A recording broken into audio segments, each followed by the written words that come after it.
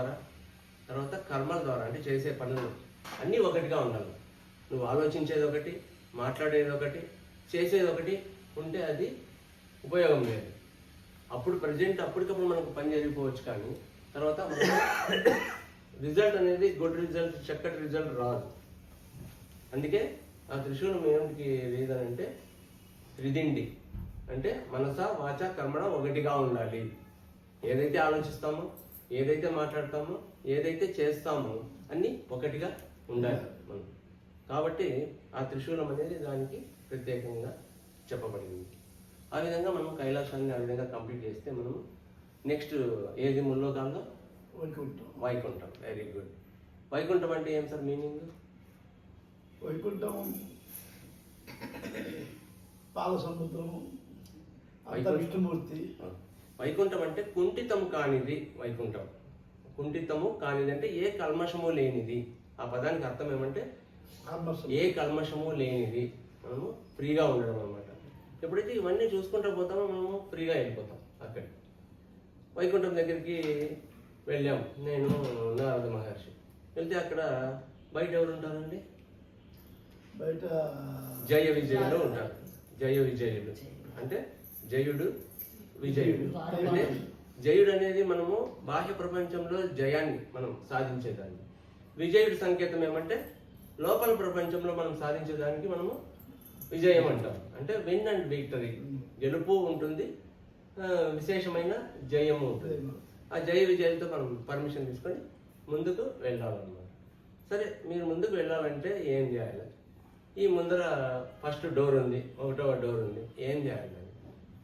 నీకు మూలాధార చక్రం యాక్టివేట్ అయిందా? మూలాధార చక్రం అంటే ఏంటి? మనకు షట్చక్రాలు ఉంటాయి, మీరు అందరూ వినే ఉంటారు. మూలాధార, స్వాధిష్టాన, మణిపూరక, అనాహత, విశుద్ధ, ఆజ్ఞాచక్రం, 7వది సహస్రారం. మూలాధార చక్రం ఏమిటి కారణం? మీరు సొంతంగా చేస్తున్నారా, ఆధారపడుతున్నారా? మీరు నేను ఇక్కడ కూర్చున్నాను, గ్లాస్తో నీళ్ళు, ఆ బుక్కి మీరు పని చేసుకోకుండా ఇంకోరి పైన ఆధారపడ్డారు. ఇది ఒక చిన్న ఎగ్జాంపుల్, ఎన్నో ఉంటాయి దానికి.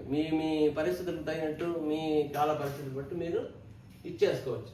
ఏమాత్రం ఒకరి మీద ఆధారపడకుండా నీ పనులు నువ్వే చేసుకోవడము, నీ మీద నువ్వే ఆధారపడము. ఇప్పుడు నాకు రోగం వచ్చింది, ఆ రోగం నేను అనుభవించాలా, నా భార్య అనుభవిస్తుందా? నేనే అనుభవించాల్సింది. ఎవరి కర్మకు వారే బాధ్యులు, ఎవరి కర్మకు వాళ్ళే బాధ్యులు, ఎవరి స్థితికి వాళ్ళే బాధ్యులు. నీ కర్మకు నువ్వే బాధ్యుడు, నీ స్థితికి నువ్వు బాధ్యుడు, వేరే ఎవరు కారణం కాదు. ప్రతి ఒక్కటి మనకు మనమే అంతా మనమే. నేను అనేది ఎవరైతే తెలుసుకుంటామో ఈ మూలాధార చక్రాన్ని మనం ఎప్పుడైతే ధ్యానం చేస్తుంటే మూలాధార చక్రం ఉత్తేజితం అవుతుంది. అప్పుడు మనము ముందుకెళ్ళచ్చు.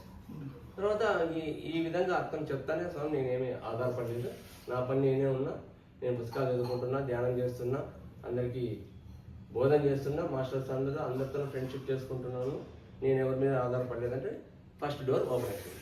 వైకుంఠ ద్వారం, మొదటి ద్వారం ఓపెన్ అవుతుంది.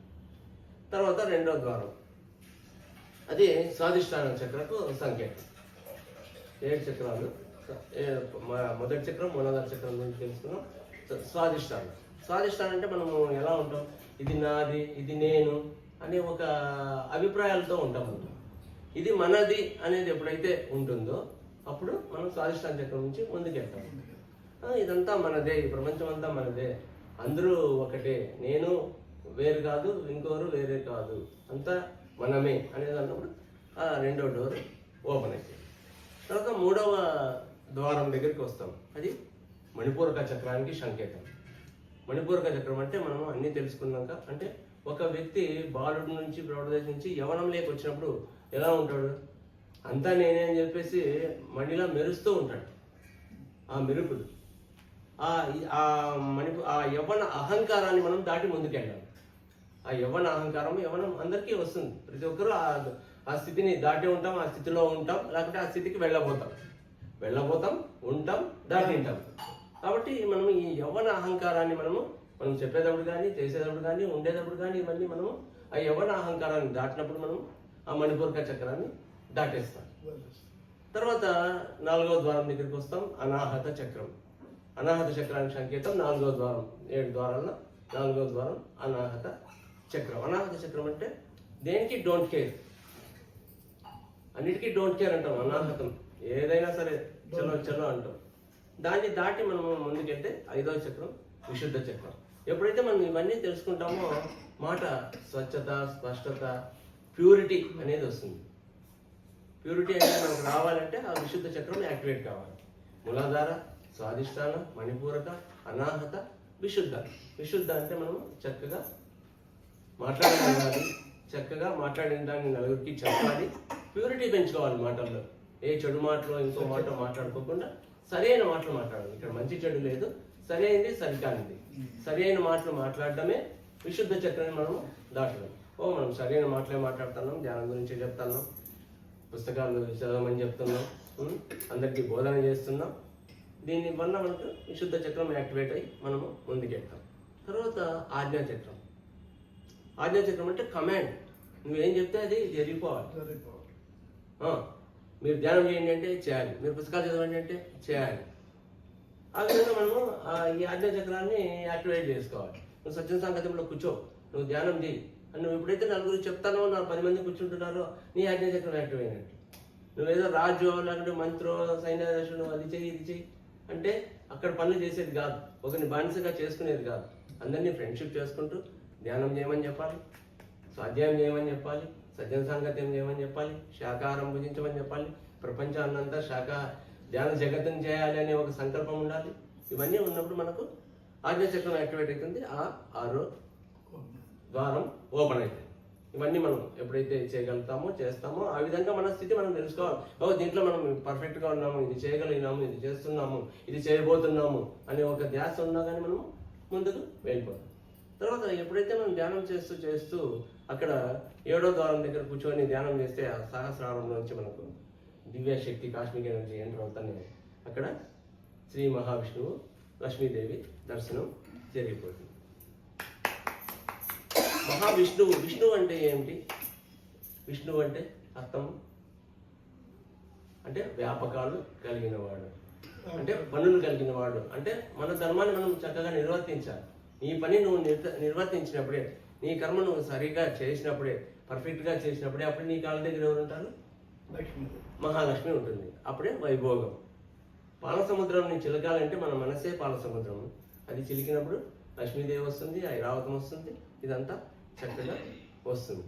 కాబట్టి మనము ఇక్కడ ఈ ముల్లోకాల గురించి తెలుసుకున్నప్పుడు అంతా ఇక్కడ ఏముంది? ధ్యానం, స్వాధ్యాయం, సజ్జన సాంగత్యం, శాకాహారం, ధ్యాన జగత్ అన్నీ ఉన్నాయి. గురు పరంపర ఉంది, చక్కటి పుస్తక పఠనం ఉంది. కాబట్టి చక్కగా మనం ముల్లోకాల గురించి చక్కగా తెలుసుకుందాం. ఈ జన్మని ఆఖరి జన్మ చేసుకుందాం.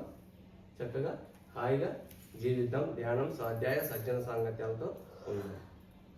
2 minutes బ్రేక్. ఏమైనా డౌట్స్ ఉంటే అడగండి, మీ అనుభవాలు చెప్పండి. మెడిటేషన్ చేసినారు కదా, ఈ 10 minutesలో ఏమనిపించింది?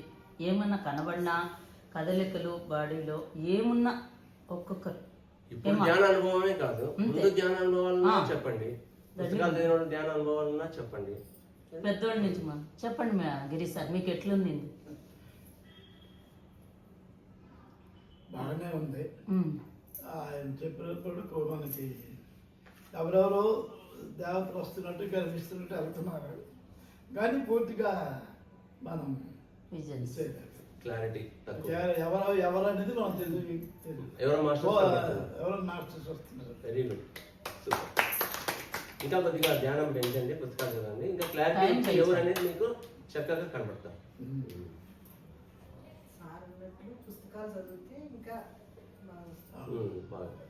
ధ్యానం కూడా బాగా చేయాలి, ధ్యానము బాగా చేయాలి. ఎక్కువ అవర్స్ మీరు లేట్ గా వచ్చినా కానీ లేటెస్ట్ గానే ఉంటారు. అంత తొందరగా 2 months నుంచి చేపిస్తున్నా. టయానికి వస్తారు, చక్కగా కూర్చుంటారు, అదే ఆసన సిద్ధి చక్కగా చేస్తున్నారు. చాలా అదే కాదు. మనకి అంత ఎంత పూర్వజనం సంస్కృతి లేనిది మీరు రాలేదండి. ఈ వయసులో అయినా వచ్చినారంటే మీరు కనెక్టివిటీ. అది నమ్మకము ఫస్ట్ నుంచి ఫాలో అయ్యాను. కరెక్ట్ హాస్పిటల్కి జాయిన్ అయినారు బాగలేక, ఐసీయూలో పెట్టినారు. తర్వాత కూడా అట్లా కంటిన్యూ చేస్తున్నారు. మాకు గుడి పరంపర ఉంది. ఆ, మా గురువు గారు హైదరాబాద్లో ఉంటారు, గుడిపాడు అంటున్నారు. ఆయన బ్రహ్మ విద్యా సాంప్రదాయం సిద్ధాశ్రమం సిద్ధాశ్రమని ఇచ్చేస్తున్నారు. ఆ Siddhashramam main office Hyderabad, branch office మా నర్సంపేట శ్రీరంగం. ఆయన సిద్ధాశ్రమం ఆయన ఫాలోయర్స్ అన్ని చేస్తారు. ఆయన మా ఆంజనేయ స్వామి ఉపాసకుడు. ఆయన పిలిస్తే స్వామి రావాల్సిందే. అలాగే చేసి మాకు అన్ని హిమాలయాలు యాత్ర 4 రోజులు తిప్పారు. పంచ కేదారాలు, పంచ బదరీలు అన్ని చాలా చాలా చేస్తున్నాం. అలాగే ఇప్పుడు ఋషికేశ్ దగ్గర నారద మహర్షి ఆశ్రమం కట్టడానికి ఇది అవుతున్నారు. దానికి మా ఎంపీ గారు రామ్మోహన్ రెడ్డి గారిని పట్టుకొని ఉత్తరాఖండ్ ప్రభుత్వానికి దాగా కొంచెం పెట్టారు. దాగా కూడా ఇస్తామని వాళ్ళు అన్నారు. చేస్తాడు ఆశ్రమం కడతాను. వెళ్ళిరండి ఆశ్రమం కాదు రెడీ అయినాక వెళ్ళిరండి ఏంటి నారద మహర్షి ఆశ్రమం. తర్వాత సిద్ధ ఇది అనేది బాగుంది. గురువు అంటే మీకు ఇంకా దాని అర్థం తెలుసు కదా. గురువు అంటే అంధకారం, గురువు అంటే తొలగించేవాడు. మన అంధకారాన్ని అంటే మన అజ్ఞానాన్ని తొలగించేవాడే గురువు. సిద్ధులు అంటే సిద్ధేశ్వర అంటే మనం సిద్ధులు అయిపోతాం. మనం ఎప్పుడైతే ధ్యానం స్వాధ్యాయం సజ్జన సంగతం చేస్తామో నెక్స్ట్ పొజిషన్ సిద్ధులు కావడమే, యోగులు కావడమే. మీ అనుభవం అంతా బాగా ప్రశాంతంగా ఉంది. మనసు మాత్రం హాయిగా నా